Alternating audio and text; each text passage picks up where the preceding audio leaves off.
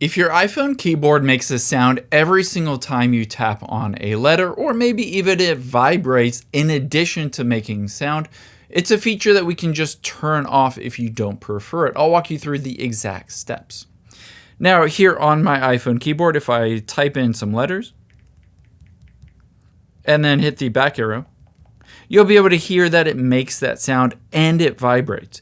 There are two ways to turn that off. One is to take your finger and swipe down from the top right and just tap on that bell icon to turn on silent mode on your iPhone.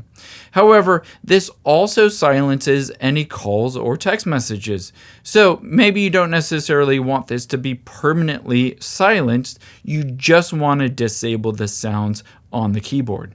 You can also just disable them on the keyboard just by hopping out of here and opening up the Settings app on your iPhone.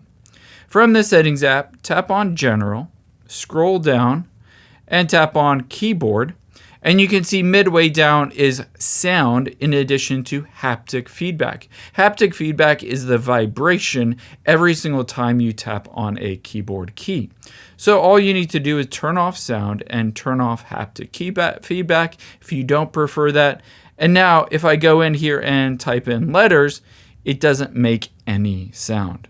I hope this helps. I know you're busy, so thanks for spending a little bit of your day here with me, and I'll catch you on the next one.